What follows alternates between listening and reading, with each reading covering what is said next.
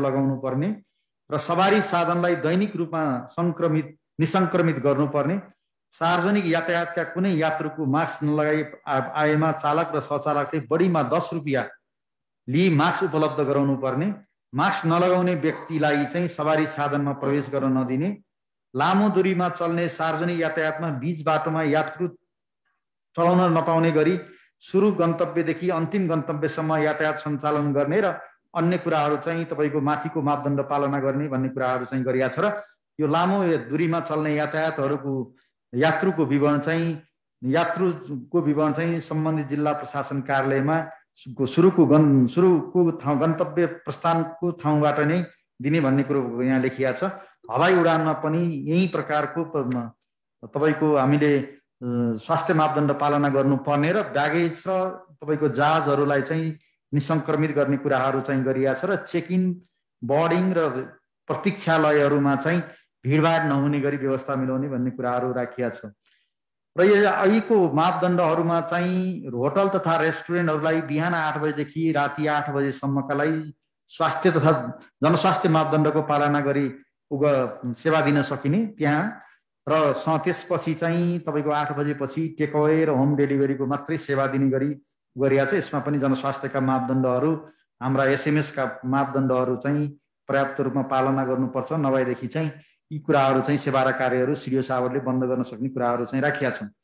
राष्ट्रिय राजमार्गमा होटलहरू रेस्टुरेन्टहरूले हाम्रा यात्रुहरूलाई खाना खुवाउँदाखेरि बसमा आलो पालो गरेर चाहिँ ती रेस्टुरेन्टमा खुवाउनु पर्ने हामी राखेका छौँ। यसको लजिक के हो भन्दाखेरि कुनै बस विराटनगरबाट आइरहेछ र कुनै बस महेन्द्रनगरबाट आइरहेछ भने दुईटै बसहरूले एउटै होटलमा खाना खाने व्यवस्था गरियो भने त्यहाँ संक्रमण एकबाट अर्कोमा सर्न सक्ने हुनाले चाहिँ यसलाई आलो पाली व्यवस्था गरेर खुवाउने भन्ने कुरो गरिया छ र हाम्रा सेवाहरू र भुक्तानीहरू सकेसम्म चाहिँ विद्युतीय माध्यम र विद्युतीय प्रणालीबाट भुक्तानी गर्नुपर्ने कुराहरूलाई पनि हामीले यस आदेशबाट जोड दिएको छ। र यो आदेशले सङ्घ सरकारको काम कर्तव्य के गर्नुपर्ने स्वास्थ्य तथा जनसङ्ख्या मन्त्रालयले, प्रदेशले के गर्नुपर्ने, स्थानीय तहले के गर्ने भन्ने हिसाबले एउटा यो कोभिड-19 को रोकथाम, नियन्त्रण र उपचारका लागि चाहिँ स्पष्ट व्यवस्थापन चाहिँ गरेका छ र यसले सङ्घ सरकारले चाहिँ कोभिडको राष्ट्रिय मापदण्डहरू, जनशक्ति परिचालनहरू, प्रतिकार योजनाहरू बनाउने र यसको चाहिँ कार्यान्वयनमा प्रदेश र स्थानीय तहले सहयोग गर्नुपर्ने, पालना गराउनुपर्ने भन्ने कुराहरू चाहिँ राखिया छ। अस्पतालहरूको निश्चित बेड र कोभिड केयर युनिटमा छुट्याउनका लागि चाहिँ स्वास्थ्य तथा जनसङ्ख्या मन्त्रालयले आदेश जारी गर्ने कुराहरू पनि राखिया छ।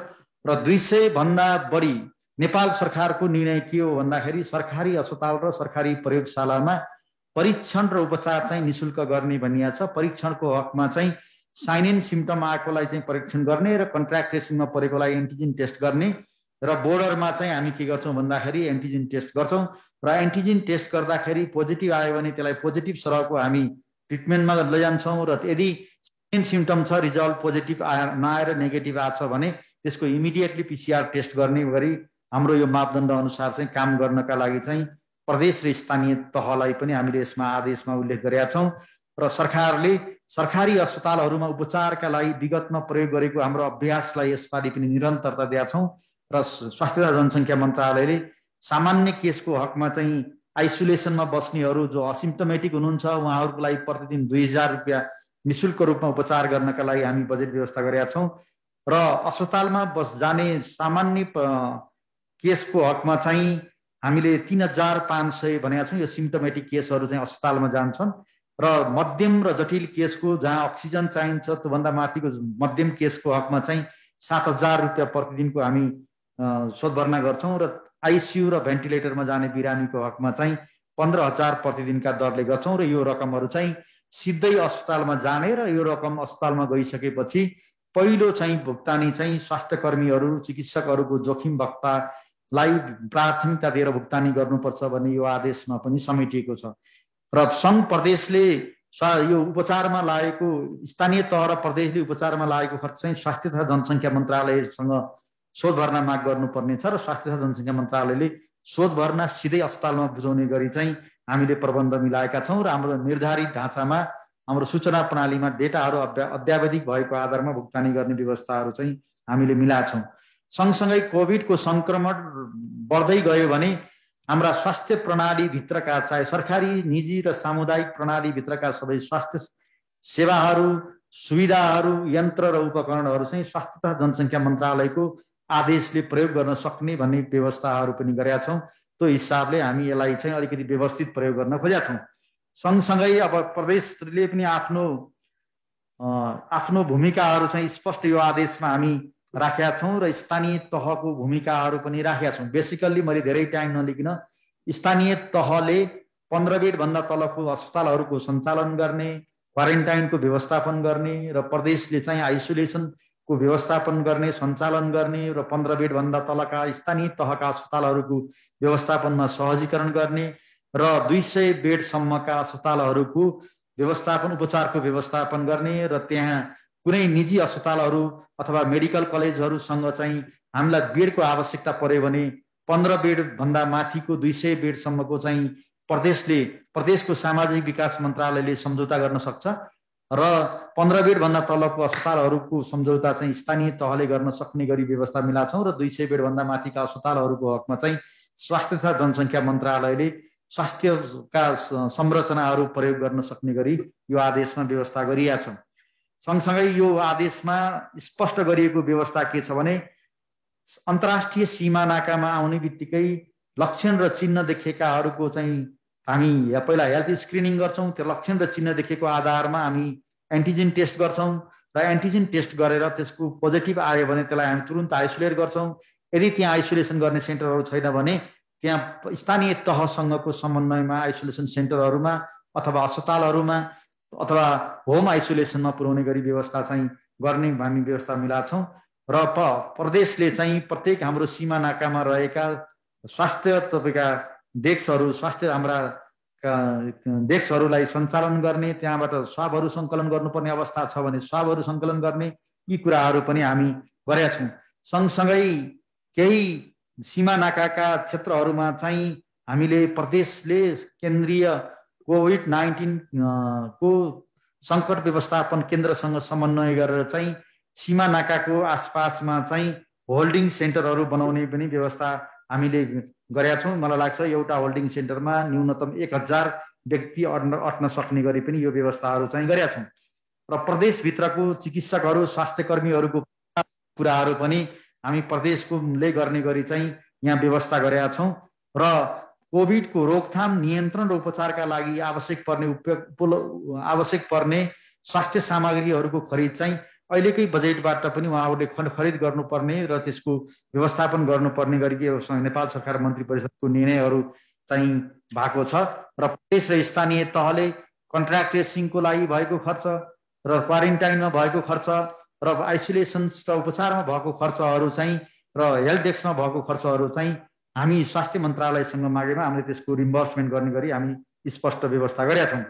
स्थानीय तहमा बढी चाहिँ हामी स्थानीय तहको क्वारेन्टाइन व्यवस्थापन गर्ने, स्थानीय तहहरूमा चाहिँ होम आइसोलेसनको निगरानीहरू बढाउने, त्यहाँ सेवा दिने होम आइसोलेसनमा बसेकोहरूलाई कन्ट्र्याक्ट ट्रेसिङ गर्ने, PCR परीक्षण गर्नुपर्ने भने स्वाब सङ्कलन गरेर नजिकको प्रयोगशालामा पठाउने, मासहरूको स्क्रिनिङ गर्नु पर्यो भने एन्टिजेन टेस्टको आधारमा स्क्रिनिङ गरेर परीक्षणको व्यवस्था मिलाउने लगायतका व्यवस्थाहरू चाहिँ गरेका छौँ र बेसिकल्ली अहिलेको कोभिड नियन्त्रणका लागि हामीले लिएको रणनीति भनेको माइक्रो कन्टेनमेन्ट गर्ने, जहाँ हामी हटस्पटको रूपमा देखिन्छ त्यही नै लोकल्ली माइक्रो कन्टेनमेन्ट गरेर कोभिडको रोकथाम नियन्त्रण गर्नका लागि चाहिँ यो आदेशले एकदम स्पष्ट रूपमा व्यवस्था गरेको छ। र अर्को यो आदेशले पहिलाको आदेशभन्दा थपिएको एउटा व्यवस्था के छ भने यदि कसैले कोभिड-19 को कारणबाट मृत्यु भएका व्यक्तिको आफ्नो धर्म परम्परा र संस्कार अनुसार चाहिँ दाह संस्कार गर्न चाहनुहुन्छ भने त्यो परिवार र समुदायले स्थानीय तहसँगको समन्वयमा चाहिँ सद्गत गर्न पाउने व्यवस्थाहरू खोलेका छौँ। तर त्यहाँ जनस्वास्थ्यको मापदण्ड पालना गर्नुपर्ने र त्यति गर्दा सकिएन भने हाम्रो सब व्यवस्थापन कार्यविधि अनुसार नेपाली सेनाले सब व्यवस्थापन गर्ने भन्ने हिसाबले यो कुराहरू पनि राखेका छौँ।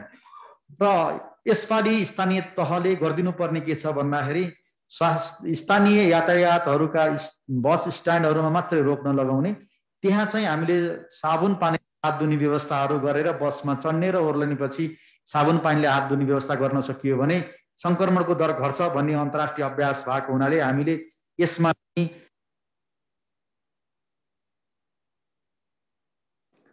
साथै यो तपाईको स्थानीय समुदायहरूलाई परिचालन गर्ने र यो जोखिम सञ्चार गरेर चाहिँ कोभिडको रोकथाम नियन्त्रणमा चाहिँ हामीले गर्नुपर्छ भन्ने कुराहरू पनि स्थानीय तहको यो कार्यक्षेत्रभित्र हामी राखेका छौँ र यसपालिको आदेशले चाहिँ कोभिड-19 को रोकथाम नियन्त्रण उपचार र निगरानीका लागि टोल सुधार समिति वा उपभोक्ता समितिको कार्य जिम्मेवारी र तपाईको उहाँहरूको कर्तव्य पनि हामीले स्पष्ट रूपमा हामीले राखेका छौँ। यसको whole of the government whole of the सोसाइटीको एप्रोचले कोभिडको विरुद्ध लड्न सकिन्छ, यसलाई नियन्त्रण गर्न सकिन्छ, यसलाई बढी फैलाव सकिँदैन भनेर सङ्घको भूमिका, स्थानीय तहको भूमिका र व्यक्तिको भूमिका र समुदायको भूमिका राखेर चाहिँ हामी यसलाई चाहिँ स्पष्ट आदेशहरू चाहिँ जारी गरेका छौँ। यो आदेश पत्रमा छ, हाम्रो वेबसाइटमा पनि हाम्रो साथीहरूले अब राख्नुहुन्छ, त्यहाँ राख्नु भएको छ, त्यसबाट पनि हेर्न सकिन्छ। र यो आदेशको कार्यान्वयन गर्नका लागि चाहिँ संक्रामक रोग ऐन 2020 अनुसार चाहिँ 77 जिल्लाका प्रमुख जिल्ला अधिकारीलाई मुकरर अधिकारीको रूपमा तोकिसकेको हुनाले उहाँहरूले यो आदेशको कार्यान्वयन गर्ने परिपालना गराउने काम चाहिँ गर्नुपर्ने हुन्छ। त्यसका लागि चाहिँ उहाँहरूलाई केही निश्चित अधिकारहरू चाहिँ दिएको छ। मलाई लाग्छ यो निश्चित अधिकारहरू उहाँहरूले प्रयोग गरेर चाहिँ यो नियन्त्रण गर्नका लागि चाहिँ हामी सक्छौँ भन्ने हिसाबले यो आदेशहरूमा पनि क्लियरली हामी राखेका छौँ। सकेसम्म हामी स्वास्थ्य जनसङ्ख्यालाई के अनुरोध गर्छौँ भन्दाखेरि हामी अनिवार्य रूपमा मास्कको प्रयोग गरौँ, हामी एकअर्काको बिचमा भिडभाड हुने ठाउँमा हामी सम्म नजाउँ, घर बाहिर ननिस्कौँ र हामीले तपाईको एउटा चाहिँ पटक पटक हात साबुन पानीले हात धुने वा सेनिटाइज गर्ने कुराहरूमा गरौँ। त्यो गर्न सक्यौँ भने लाग्छ हामीले कोभिडको सङ्क्रमणलाई चाहिँ नियन्त्रण गर्न सक्छौँ भनेका छौँ। सँगसँगै यो आदेशले के कुरालाई जोड दिएछ भने महानगरपालिकामा 1000 भन्दा बढी केस भयो भने र उपमहानगरपालिकाभित्र चाहिँ 500 भन्दा बढी सक्रिय केस भयो भने नगरपालिका र गाउँपालिकामा 200 भन्दा बढी सक्रिय केस भयो भने त्यो क्षेत्रलाई चाहिँ मुकरर अधिकारीको रूपमा रहनुभएको सिडिओ साहबले कोभिड-19 को जिल्लाको सङ्कट व्यवस्थापन केन्द्रको निर्णयको आधारमा थप नियन्त्रण गर्न सक्ने, त्यसलाई मोबिलिटी रिस्ट्रिक्सन गर्न सक्ने गरी चाहिँ यो आदेशमा व्यवस्था गरिएको छ। मलाई लाग्छ यो आदेशले माइक्रो कन्टेनमेन्ट गर्नुपर्छ भन्ने हिसाबले यो आदेशमा हामीले स्पष्ट व्यवस्था गरेका छौँ र यसको पालना गर्नको लागि यसको आदेशको कार्यान्वयन गर्ने सम्पूर्ण नागरिक, हामी सार्वजनिक निजी क्षेत्रमा काम गर्ने हाम्रा पेशागत सङ्घ संस्थाहरू सबैले यो आदेशको कार्यान्वयन गर्नुपर्छ, यो पालना गर्नुपर्ने हाम्रो कर्तव्य हो भन्ने हिसाबले हामीले यो आदेशमा स्पष्टताका साथ चाहिँ राखेका छौँ। मलाई लाग्छ हामीले यो आदेशलाई पूर्ण रूपमा कार्यान्वयन गर्नका लागि म स्वास्थ्य तथा जनसङ्ख्या मन्त्रालयको तर्फबाट हामी नेपाली दिदीबहिनी दाजुभाइ बुवा आमाहरूलाई हामी अनुरोध गर्छौँ। हामी यो पनि अनुरोध गर्न चाहन्छौँ कि अब हामीले हाम्रा बालबालिकाहरूलाई यो रोगको सङ्क्रमणबाट जोगाउनु पर्ने छ, हाम्रा बुवा आमाहरूलाई, हजुरबा हजुरआमाहरूलाई हामीले यो रोगको सङ्क्रमणबाट जोगाउनु पर्ने छ, हामीले मृत्यु दरलाई कम गर्नुपर्ने छ, सङ्क्रमणको दर कम गर्नुपर्ने छ। किन भन्दाखेरि हामीसँग भएको स्रोत साधनको आधारमा, हाम्रा स्वास्थ्य आधारको आधारमा हामीले धेरै खर्च गर्न सक्ने अवस्था आधारहरू पनि कमजोर भएको हुनाले हामीले सावधानी नै अपनाउनु पर्ने भएको हुनाले चाहिँ हामीले आज आम मिडियाका साथीहरू मार्फत चाहिँ हामी के अनुरोध गर्न चाहन्छौँ भन्दाखेरि हामी यो सावधानीपूर्ण ढङ्गले अगाडि गइयो भने विगतमा जस्तै कोभिडको रोकथाम नियन्त्रणमा चाहिँ हामी प्रभावकारी हुन सकेका थियौँ। आगामी दिनमा पनि यो प्रभावकारिताको हामी अपेक्षा गर्छौँ र हाम्रा पूर्व तयारीहरू पनि यसैको आधारमा हामीले तयारी गर्दै जान्छौँ। आजको यस भर्चुअल प्रेस मिटिङमा मैले हिजोको आदेशको संक्षिप्त रूपमा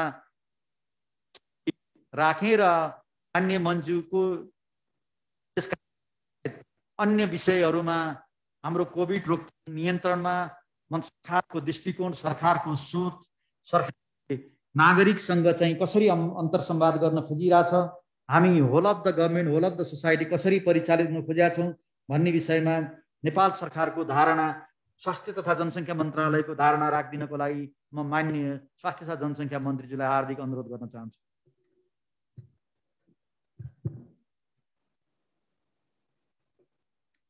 धन्यवाद सचिवज्यू। आदरणीय पत्रकार साथीहरू, सर्वप्रथम म यहाँहरूलाई हार्दिक स्वागत गर्न चाहन्छु। हामी अहिले मन्त्रालयमा उच्च पदस्थ अधिकारी साथीहरूसँग संयुक्त रूपले बसिरहेको अवस्था यहाँहरूलाई जानकारी गराउन चाहन्छु। भर्खरै मात्र श्रीमान सचिवज्यूले हिजो नेपाल सरकारले जारी गरेको आदेशको विषयमा संक्षेपमा जानकारी गराउनुभयो। यो अवस्थामा पुग्न सरकार किन बाध्य हो?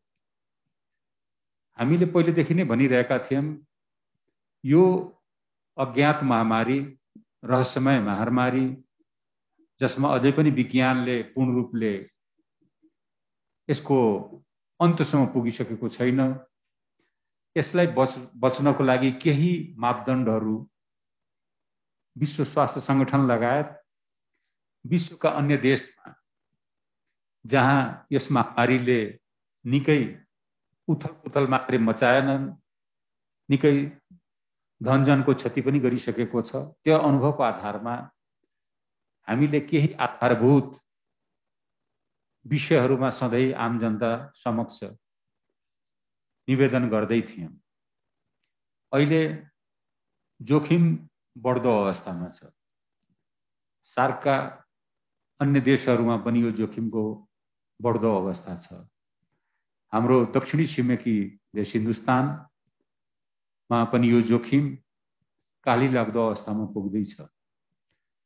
त्यस कारणले पनि नेपाल सरकारको एकमात्र महत्त्वपूर्ण जिम्मेवारी मात्र हैन, उद्देश्य के हो भने नागरिकको जीवन सर्वोपरि छ।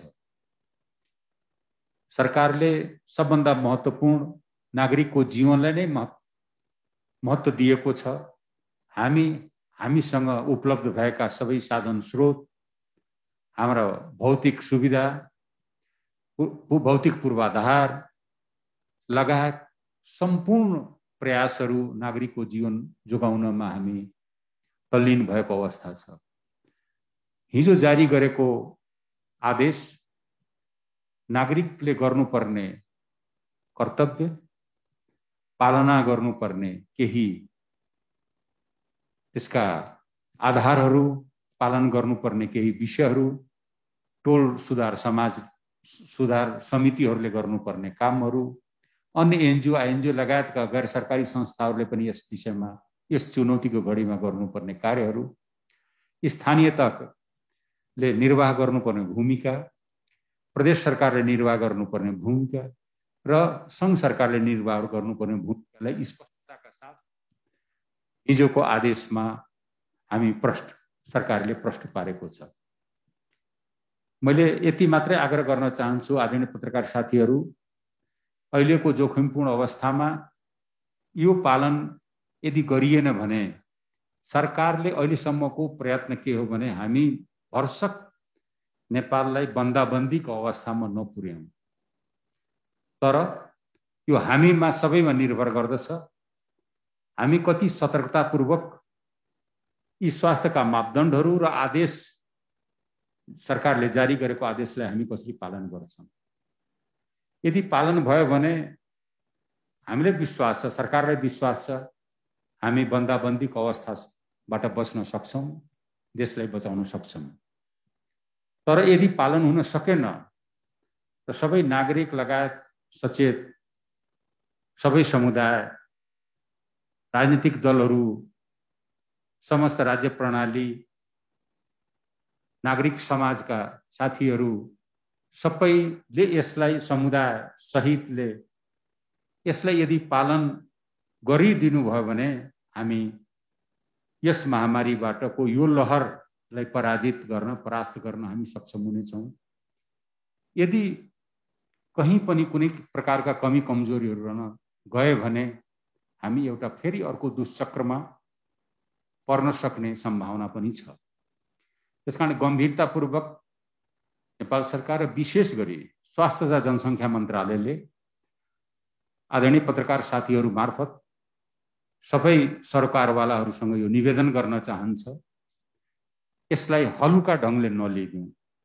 स्थिति गम्भीर हुनेतर्फ बढ्दो क्रममा छ र यो गम्भीरतालाई हामी सबैले मनन गर्न सक्यौं, पालन गर्न सक्यौं, कार्यान्वयन गर्न सक्यौं भने हामी यसलाई अहिलेको अवस्था लाई सहज बनाउन सक्ने स्थितिमा पनि पुग्छौँ।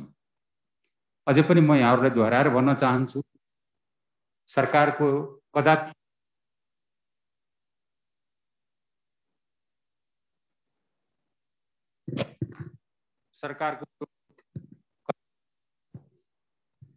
इच्छा छैन कि हामी बन्दाबन्दी अर्थात् लकडाउनको अवस्थामा देश पुगोस् भनेर।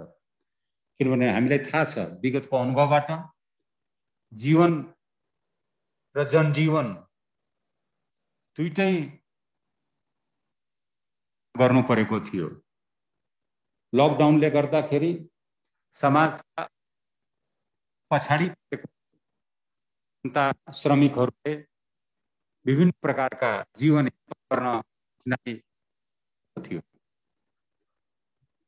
समाज अहिलेको अवस्थामा एउटा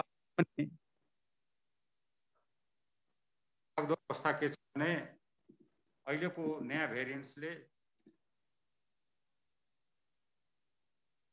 को शिकार बनाउने रहेछ। यो सबभन्दा जोखिमको विषय हो र त्यसैले पनि हामीलाई झन् चिन्तित पनि तुल्याएको छ र ती जीवनलाई जोगाउनु पर्ने सरकारको दायित्वलाई यहाँहरूले आम जनसमुदाय समक्ष सरकारवाला यातायात व्यवसायीदेखि लिएर समाजका सबै अङ्गहरूले यसलाई कडाइका साथ गम्भीरताका साथ र यो पालन गरिदिनु भयो भने हामी फेरि पनि म दोहोऱ्याएर भन्न चाहन्छु यस दोस्रो लहरलाई हामी परास्त गर्न सक्षम हुनेछौँ। विश्वका अनुभवले जे देखाइरहेका छन् त्यो स्थिति चिन्तापूर्ण नै छ। विकसित ती पनि को शिकार र अप्ठ्यारोमा परे।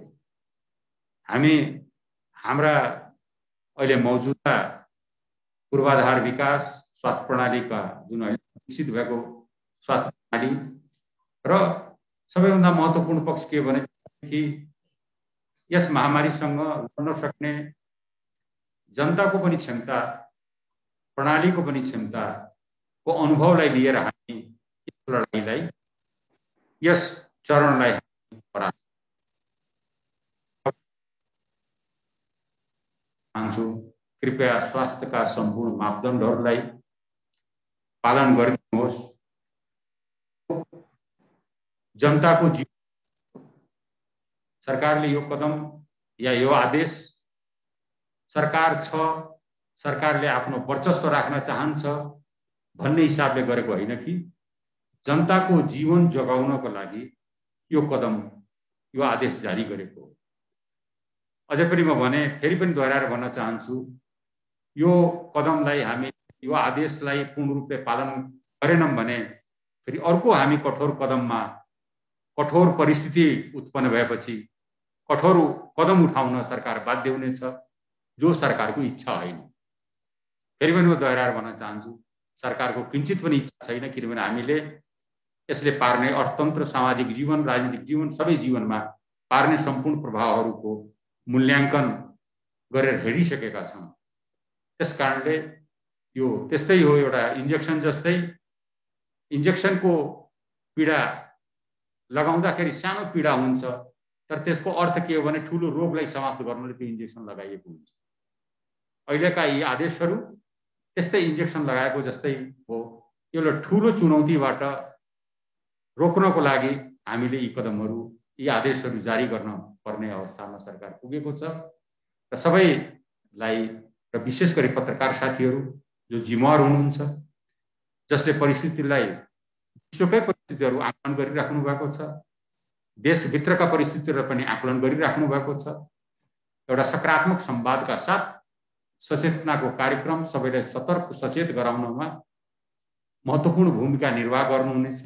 र अन्त्यमा फेरि म पत्रकार साथीहरूलाई आज जुन यहाँहरू यो भर्चुअल प्रेस कन्फरेन्समा पत्रकार सम्मेलनमा उपस्थित हुनुभयो यहाँहरूलाई सबैलाई धन्यवाद दिँदै म बिदा हुन चाहन्छु। धन्यवाद, नमस्कार।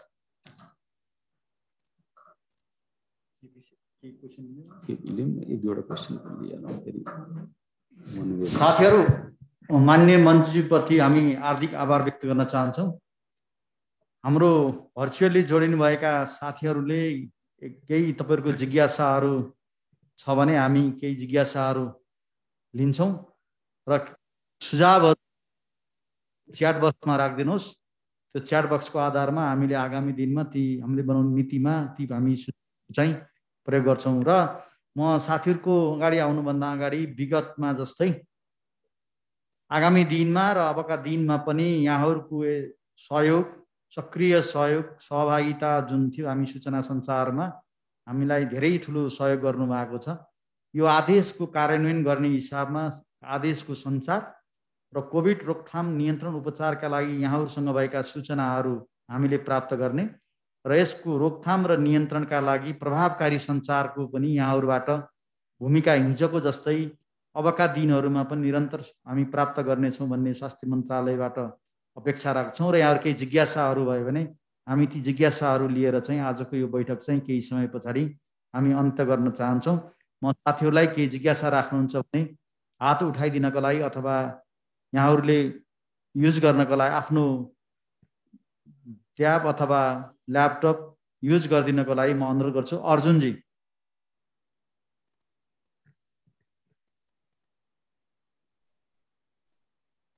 सर सुनिदैछ सर?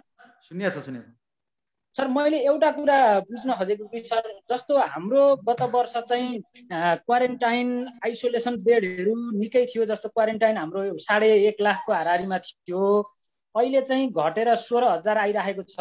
तर हामीसँग कोरोना संक्रमित चाहिँ तीव्र गतिमा बढिरहेछ। सरले अहिले भन्नुभयो, मन्त्रीज्यूले पनि भन्नुभयो, एकदमै अप्ठ्यारो परिस्थितिमा छौं, त्यो मापदण्ड हामीले पालना गर्नुपर्छ, गरिएन भने कठोर कदम चाल्नुपर्छ भन्ने कुरा एकदमै ठिक छ, त्यसमा हामीले सहयोग गर्नै पर्छ। तर केस बढ्दै गर्दा, तीव्र गतिमा जाँदै गर्दा हाम्रा क्वारेन्टाइनहरू कसरी घटे, आइसोलेसन कसरी घटे, र अर्को कुरा चाहिँ जस्तो प्राइभेट अस्पतालहरूलाई बाध्यकारी बनाइएको थियो योभन्दा अघिल्लो वर्ष भनौँ, अहिले चाहिँ प्राइभेट अस्पतालहरूलाई त्यस्तो बाध्यकारी पनि बनाइएको छैन। त्यसले गर्दा हामीसँग भएका 7,000 सरकारी बेडहरू मध्ये 50% मात्रै युज गर्ने भनिएको छ। हाम्रो क्षमता कति, हामीले अस्पतालमा कति धान्न सक्छौं भनेर क्याल्कुलेसन गरेका छौं सर। यो समग्रमा अलिकति भनिदिनु भयो भनेदेखि राम्रै हुन्थ्यो कि जस्तो लाग्यो।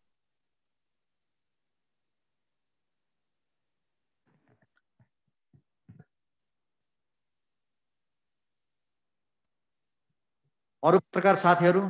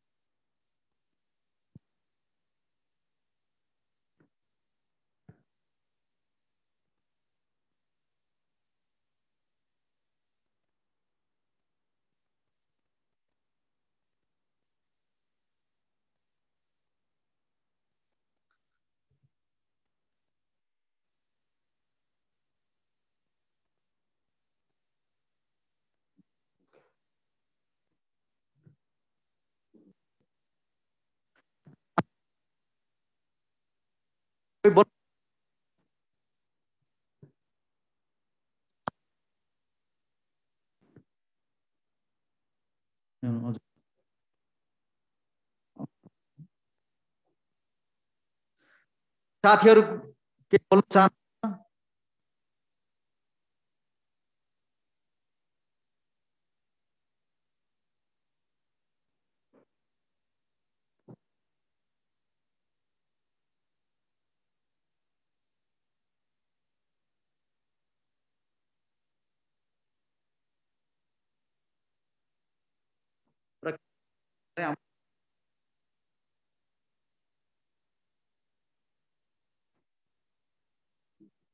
कोभिड रोकथाम नियन्त्रण उपचारका चाहिँ विगतका मापदण्डहरू यथा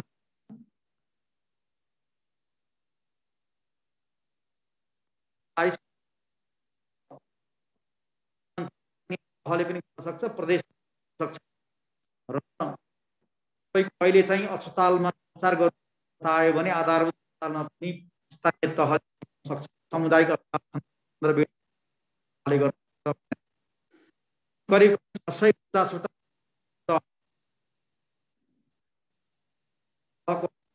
5 को दरले व्यवस्थापन गरिएको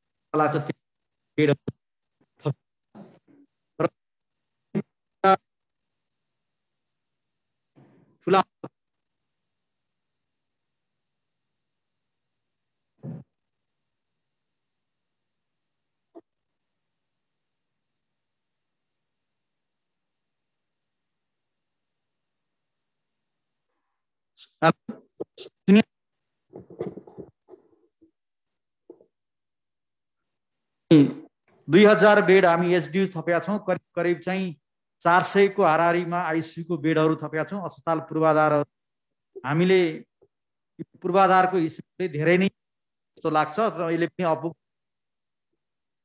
चाहिँ ती अरू स्वास्थ्य पूर्वाधारहरू पनि प्रयोग गर्न सक्ने गरी यो आदेशमा चाहिँ हामी स्पष्ट रूपमा उल्लेख गरेका छौँ।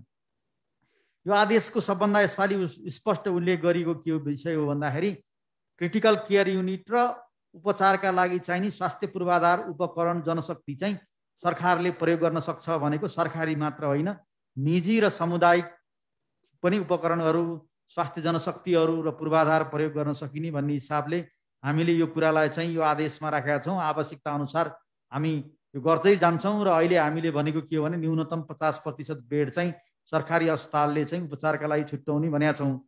र अब हामी यसैको आधारमा यो आदेशमा क्लियरली लेखेको के छ भन्दाखेरि हाम्रा सीमा नाकामा रहेका केही ठाउँहरूमा महेन्द्रनगरदेखि केही धेरै ठाउँहरूमा चाहिँ करिब मिनिमम चाहिँ 1000 को बेड अट्ने चाहिँ होल्डिङ सेन्टर चाहिँ तत्काल तयार गर्ने भन्ने यो आदेशमा उल्लेख भएको छ। यसले पनि करिब करिब चाहिँ 10,000 जति बेडहरू चाहिँ तत्काल थप्नुपर्ने आवश्यकता महसुस भएर नै यो आदेशमा हामीले उल्लेख गरिएको विषय चाहिँ हो।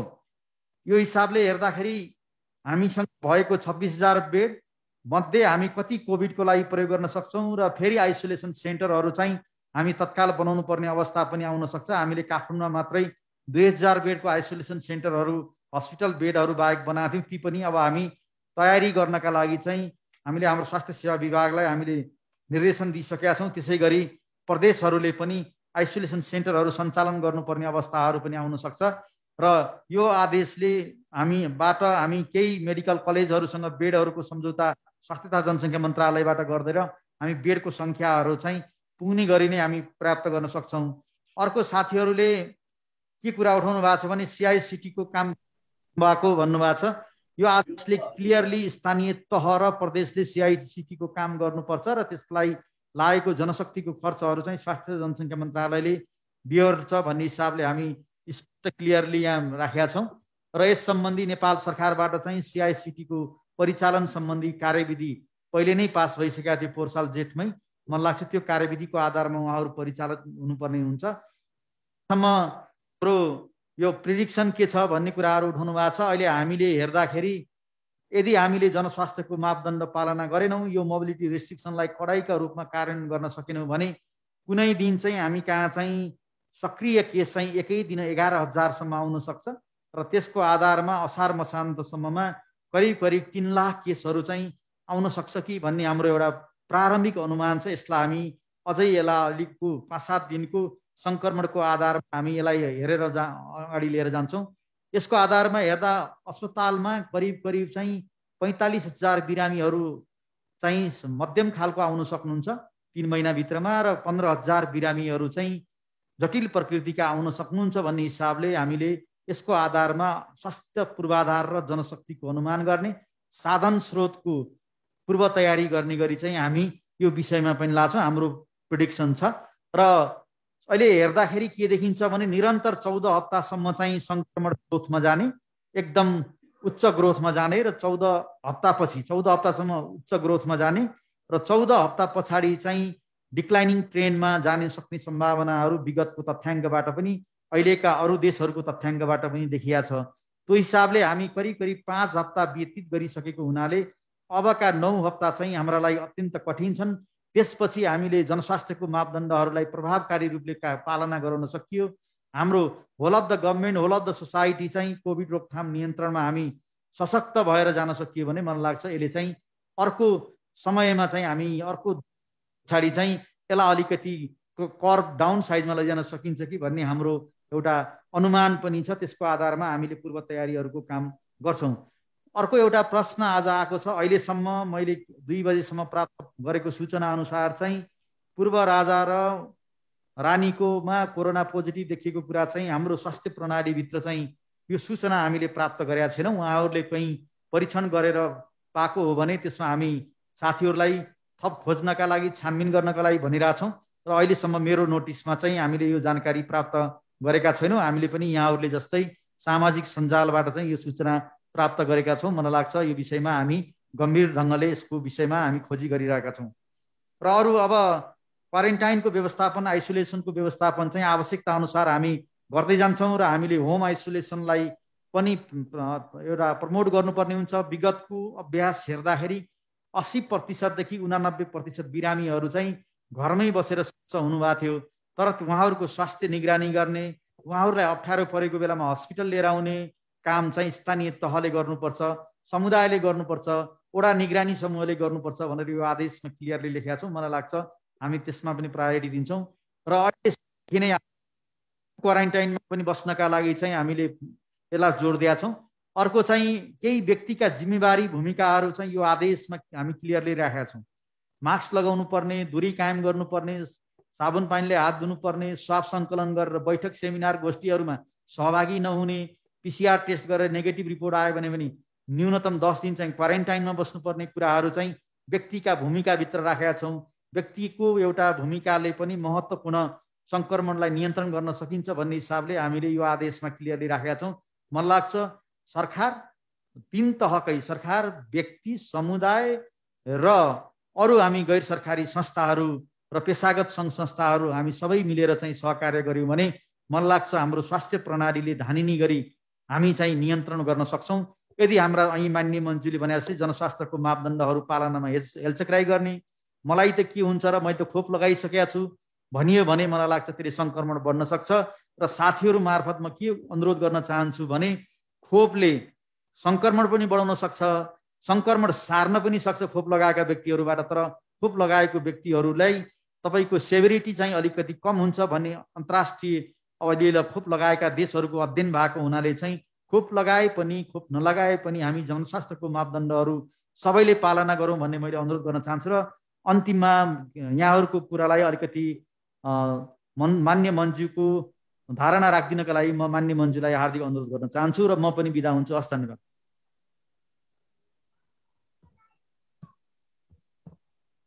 आदरणीय पत्रकार साथीहरू, यो पहिलो र अन्तिम हाम्रो भेटघाट होइन, हाम्रो निरन्तर भइरहन्छ र मन्त्रालय पारदर्शी ढङ्गले सम्पूर्ण विषयमा यहाँहरूसँग मन्त्रालयले गरिरहेको काम कारबाही यस सम्बन्धी कुनै पनि विषयमा यहाँहरूलाई जानकारी दिन यहाँहरूसँग सेयर गर्न तयार छ।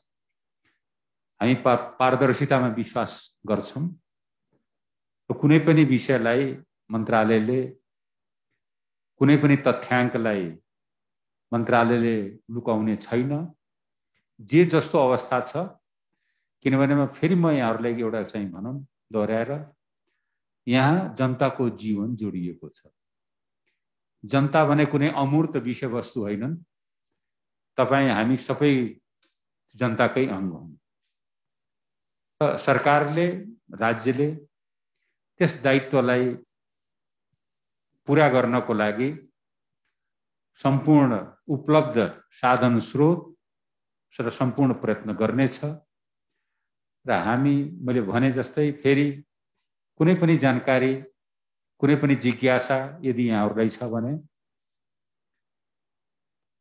तपाईहरु जुन बेला पनि मन्त्रालयका साथीहरूसँग या मैसँग पनि कुनै जानकारी लिनु पर्यो, जिज्ञासा यहाँहरूको छ भने हामी त्यसलाई, त्यो जिज्ञासालाई हामी पूरा गर्नेछौँ। मूल रूपले अहिले जुन अवस्था सिर्जना भइरहेको छ, जस्तो केही साथीहरूले भन्नुभएको छ अहिले तपाईहरुसँग किट, पीपीई लगायतका यी साधनहरू कति छन्, अहिले अक्सिजनको अवस्था के छ, जुन चिन्ता यहाँहरूले प्रकट गर्नुभएको छ, विभाग र मन्त्रालयले त्यस विषयमा एउटा हिजो पनि एउटा सामान्य तथ्याङ्क पेश गर्यो र चुनौती जुन आउँदैछ त्यो चुनौतीको पूर्व तयारीमा जुटिसकेको अवस्था छ। हाम्रो प्रयत्न रहनेछ, प्रयत्न छ पनि रहनेछ हैन, प्रतिबद्धताका साथ म भन्न चाहन्छु यो महामारीको यो लहरलाई, दोस्रो लहरलाई सामना गर्नको लागि हामी हरेक तवरले पारदर्शी ढङ्गले इमानदारीपूर्वक अगाडि बढ्छौं र यहाँहरू सबैको सहयोग चाहिन्छ। प्रश्न के छ भने यो संक्रमण व्यक्तिमा जाने हो, व्यक्तिबाट अर्को व्यक्तिमा जाने हो, त्यसपछि समुदायमा जाने हो र समग्र समाजमा जाने हो। संसारभरि यसरी नै देखिएको छ।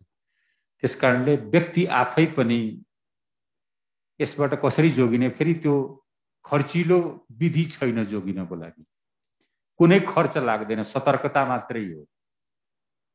विवेक प्रयोग गरेर हामी सतर्क भयौं भने यस संक्रमणबाट बच्ने व्यक्ति आफै पनि चिकित्सक छ, वैज्ञानिक छ, सबै छ।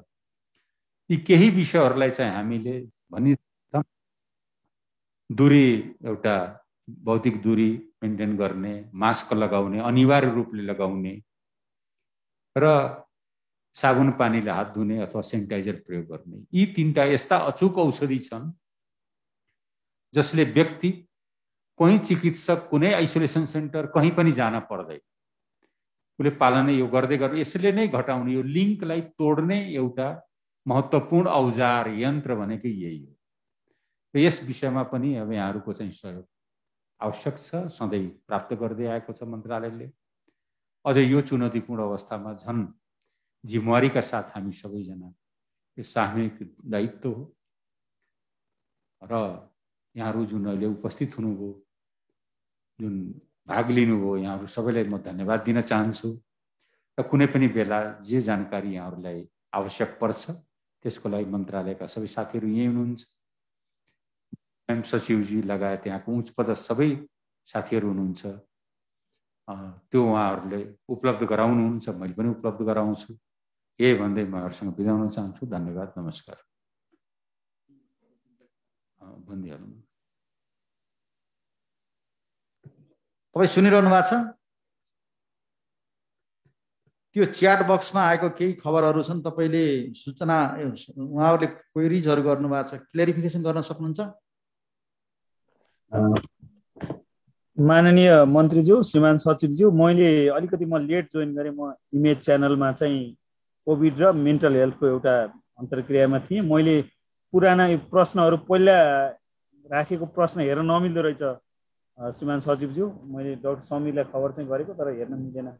केही भयो भने चाहिँ म बरु यहीँबाट जवाफ दिन्छु। हेलो, यो भेरिएन्टको बारेमा एउटा भन्नुहोस्, पूर्व राजाको बारेमा एउटा कुरा क्लियर गरिदिनुहोस्, र डी साहबले अक्सिजन व्यवस्थापनको बारेमा हामी कसरी गरेका छौँ त्यो पनि एउटा क्लियर गरिदिनु पर्ने हुन्छ। र यो बिचमा हामीले 2000, फेरि मैले साथीहरूलाई भने 649वटा आधारभूत अस्पतालमा 5-5 बेडका दरले कति हुन्छ मल्टिप्लाई गरौँ, त्यति बेड हामीले थपेका छौँ। र प्रादेश जिल्ला अस्पताललाई 25 र 50 बेड पुर्याउनका लागि हामी बजेटको व्यवस्थापन गर्छौँ, बेड सङ्ख्या पुर्याउनको लागि। अरू 200 बेड र 500 बेडका प्रादेशिक र सङ्घीय अस्पतालहरूको लागि पनि हामी बजेटहरू पठाइसकेका छौँ। र यही बिचमा हाम्रो वीर अस्पतालको नयाँ सर्जिकल बिल्डिङ पनि बनायो हुनाले आवश्यकता अनुसार त्यहाँ पनि हामी बेडहरू प्रयोग गरेर पूर्वाधारहरू प्रयोग गर्न सोचिरहेका छौँ। साबिकको खरीपाटीको क्वारेन्टाइन बनाएकोलाई त्यसलाई आइसोलेसन सेन्टर बनाउँछौँ। कीर्तिपुरको आइसोलेसन सेन्टरको रूपमा प्रयोग गर्न सुरु गरिसकेका छौँ। त्यहाँको बेड सङ्ख्या साथीहरूलाई थाहा छँदैछ। त्यसपछि हामीले यो मनमोहनको दहचोकमा रहेको बेसिक साइन्सको बिल्डिङलाई पनि हामी आवश्यकता अनुसार प्रयोग गर्छौँ। अरू ठाउँहरूमा बाहिर पनि आवश्यकता अनुसार चाहिँ हामीले सम्म बिरामीलाई अस्पतालमै पुर्याउने हामी प्रयास गर्छौँ। हाम्रा प्रयासहरू यही रहन्छन्। एकीकृत रूपमा एम्बुलेन्सहरू परिचालन गर्छौँ। र गतको हाम्रो अनुभवको आधारमा पनि करिब मृत्यु हुने मध्ये 97% देखि 98% बीचको मानिसहरू चाहिँ अस्पतालमै मृत्यु भएको हुनाले हाम्रो प्रयास चाहिँ अस्पतालमा उपचारमै पुर्याउनु गरी हाम्रो ध्यान जाने गरी हामी काम गर्छौँ।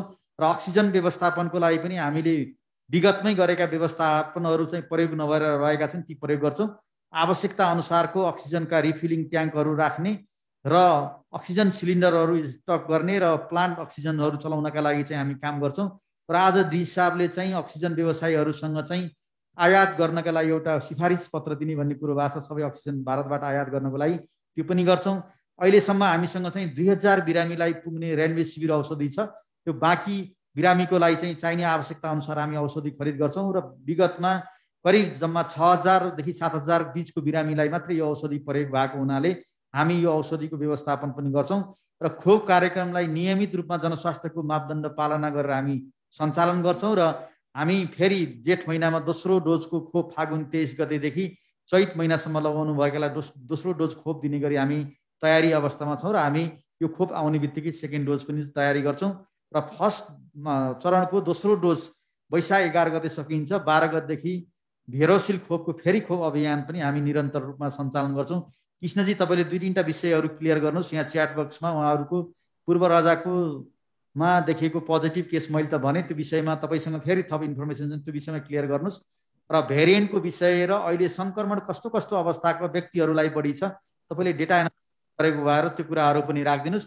अरू केही जिज्ञासाहरू छ भने पत्रकार साथीहरू मान्य मन्जुलाई सुन्न सक्नुहुन्छ, यहाँहरूले हामीलाई सुन्न सक्नुहुन्छ। तर मैले अलिकति कलहरू चाहिँ म डाक्टर जागेशलाई र डाक्टर कृष्णलाई नै फरवार्ड गरिरह भएर चाहिँ यहाँहरूले सरकारको स्वास्थ्य मन्त्रालयको आधिकारिक धारणा लिनु पर्यो भने हाम्रो प्रवक्ता र हाम्रो इडिसिडीको डायरेक्टर साहबसँगै यहाँहरू निरन्तर सम्पर्कमा रहिदिनु होला र म 2 जना डाक्टर साहबहरूलाई पत्रकार साथीहरूको सबै कलहरू रिसिभ गर्ने जवाफ दिने होला र सँगसँगै सहायक प्रवक्ता हाम्रो समीर अधिकारीज्यूलाई पनि डाक्टर साहबलाई पनि पत्रकार साथीहरूलाई निरन्तर सूचना प्रवाह गर्ने काम चाहिँ गरिदिनु होला।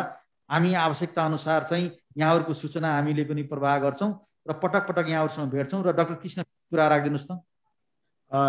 धन्यवाद माननीय मन्त्रीज्यू, श्रीमान सचिवज्यू, उपस्थित सम्पूर्ण सरहरू र जुममा उपस्थित सम्पूर्ण साथीहरू।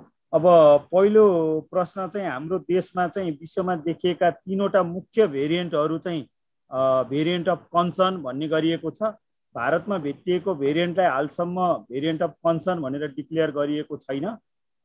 बेलायतमा सुरुमा भेटिएको B.1.7 भेरिएन्ट चाहिँ हाम्रोमा पनि देखिएको छ। सुरुमा बेलायतबाट आएका नागरिकमा भेटिएको र उहाँको सबैको कन्ट्याक्ट ट्रेसिङ भएको अवस्था हो। अहिले पछिल्लो अवस्थामा हामीले यस जिन टार्गेट फेलियरबाट पनि त्यसलाई इन्डाइरेक्टली हेर्दा चाहिँ 2/3 भन्दा बढी ऱ्यान्डमली लिएका स्याम्पलमा चाहिँ यस जिन नेगेटिभ भेटिएको थियो र 3 हप्ता अगाडि हङकङमा पठाएकोबाट पनि युके भेरिएन्ट 10वटा यस जिन नेगेटिभ हेर्दा 9वटामा कन्फर्म भयो। एउटामा चाहिँ भेरिएन्ट अफ इन्ट्रेस्ट कन्सर्न होइन भन्ने मात्रै आयो। त्यति चाहिँ जानकारी गराउन चाहन्छु। ब्राजिलियन र साउथ अफ्रिकन भेरिएन्ट हाम्रोमा चाहिँ अहिलेसम्म त्यस्तो मार्कर नभएको भएर भेटिएको छैन। अर्को चाहिँ डबल म्युटेसन जुन भारतमा भेटिएको थियो त्यस्तो चाहिँ ललितपुरको एकजनामा भेटिएको छ। उहाँ चाहिँ स्वस्थ हुनुहुन्छ, उहाँको परिवारको सदस्यहरू पनि ठिक हुनुहुन्छ। 2 जना मात्रै भएको परिवारमा रहनुहुन्छ, उहाँहरू ठिक अवस्थामा हुनुहुन्छ। यो चाहिँ मैले सबैको जानकारीको लागि सेयर गरेँ। विशेष गरी पूर्व राजाको विषयमा चाहिँ धेरै प्रश्नहरू आज मलाई आएको थियो, तर हाम्रो प्रणालीमा चाहिँ पूर्व राजाको र पूर्व रानीको चाहिँ नामबाट चाहिँ इन्ट्री अहिलेसम्म भएको छैन। त्यो चाहिँ हाम्रोमा विभिन्न ल्याब तथा अस्पतालहरूबाट इन्ट्री भएको, आइएमयूबाट इन्ट्री भएको, इडिसिडीमा आएको सूचनामा त्यो छैन। यो कारणले उहाँको जानकारी हामीले पनि फेसबुकमा र यो अनलाइन माध्यमहरूबाट पायौँ, तर हामीले कुनै आधिकारिक हिसाबले चाहिँ जानकारी भइसकेको छैन। अब अर्को एउटा प्रश्न रहेछ यो प्रोजेक्सनको। विभिन्न प्रकृतिका म्याथमेटिकल मोडेलिङ गरेर प्रोजेक्सन गरिन्छ। हाम्रो लागि प्रोजेक्सन किन महत्त्वपूर्ण छ भने हामीले कसरी तयारी गर्ने, अस्पताल शैय्या कति राख्ने, त्यसपछि हाम्रो अक्सिजन लगायतका चिजहरूको कति चाहिन सक्छ, कति पिपी चाहिन्छ भन्ने हिसाबले यो महत्त्वपूर्ण हुन्छ। हाम्रो प्रोजेक्सनमा पनि माननीय मन्त्रीज्यूले भन्नुभएको जस्तै असारसम्म चाहिँ 6 लाख पुग्न सक्छ अधिकतम भन्ने प्रोजेक्सन थियो। त्यो चाहिँ नयाँ भेरिएन्ट नहुँदाको अवस्थामा हो र नयाँ भेरिएन्ट हुँदा यो अझै बढी हुन सक्छ, करिब 1.5 गुणा बढी हुन सक्छ भन्ने छ। किनभने यसको सर्ने दर अलिकति बढी छ।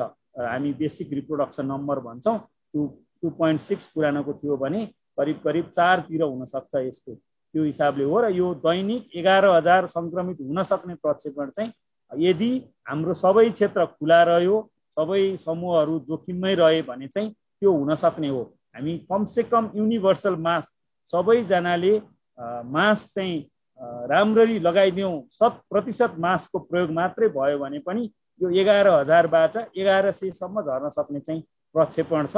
यो भनेको मे महिनाको अन्तिमसम्म हुन सक्ने हो। त्यो भनेको करिब असार नलाग्दै चाहिँ दैनिक 11,000 हुन सक्ने हो। यदि यही गतिमा बढ्ने हो भने त्यो नभेट्ला भन्ने छैन। त्यसैले जनस्वास्थ्यको मापदण्डमा चाहिँ हामीले एकदमै जोड दिनु जरुरी छ र हामी सबैले चाहिँ सामूहिक रूपमा चाहिँ यसमा काम गर्नुपर्ने छ। अनि जिन सिक्वेन्सिङको लागि चाहिँ यहाँ मित्रहरू धेरैको इच्छा हुनसक्छ। हामीले ऱ्यान्डम लिएको स्याम्पलमा चाहिँ राष्ट्रिय जनस्वास्थ्य प्रयोगशालाको नेतृत्वमा बनेको कन्सोर्टियमले चाहिँ काम गर्दैछ। यसमा त्रिभुवन विश्वविद्यालय, चिकित्सा विज्ञान राष्ट्रिय प्रतिष्ठान, काठमाडौँ विश्वविद्यालय लगायतको विज्ञता र उपकरणको प्रयोग हुन्छ। हामी हाम्रैमा पनि गर्न सकियोस् भन्ने लागिरहेका छौँ, तर केही प्राविधिक कामहरू हामीले चाहे जस्तो छिटो नहुँदा रहेछन् र केही ढिलो लाग्ने भयो भने हामी फेरि पनि विश्व स्वास्थ्य सङ्गठनको प्रणालीको सहयोग लिनुपर्ने हुन्छ र सुरुमा हाम्रोमा बनेको भेरिफाई गर्न पनि विश्व स्वास्थ्य सङ्गठनको मान्यता प्राप्त प्रयोगशालामा पठाउनु पर्ने हुन्छ। अर्को श्रीमान सचिवजीले भन्नुभएको जस्तै अहिले हामीलाई चाहिँ तुलनात्मक रूपमा कम उमेरमा पनि सङ्क्रमण बढ्दो देखिएको, त्यसमा पनि यस जिन नेगेटिभ अथवा यस जिन टार्गेट फेलियरको मात्रा बढ्दो देखिएको, जुन सम्भावित युके भेरिएन्ट हुनसक्छ र सँगसँगै अस्पतालहरूमा 50 वर्षभन्दा कम उमेरका व्यक्तिहरूको पनि आइसियुमा भर्ना हुने दर बढ्दो रहेको चाहिँ हाम्रो चिन्ताको विषय हो, किनभने हाम्रो जनसङ्ख्याको बनावट नै त्यही प्रकृतिको छ। त्यो हिसाबले चाहिँ हामी एकदमै सचेत हुनुपर्छ। त्यसपछि अब हाम्रो तयारी चाहिँ पिपी लगायतको यो प्रोजेक्सनको आधारमा व्यवस्थापन महाशाखाले गरिरहेको अवस्था छ। थपको लागि पनि पहल भइरहेको छ। यो विषयमा चाहिँ त्यो पिलार हेर्नुहुने हाम्रो श्रीमान महानिर्देशकज्यू पनि यहाँ हुनुहुन्छ, उहाँले चाहिँ प्रश्न गर्नुहुन्छ होला। मैले अहिले यति नै भने श्रीमान सचिवज्यू, अरू केही प्रश्नहरू भयो भने म यहीँबाट जवाफ दिन्छु। केही थप्नुहुन्छ तपाईँ?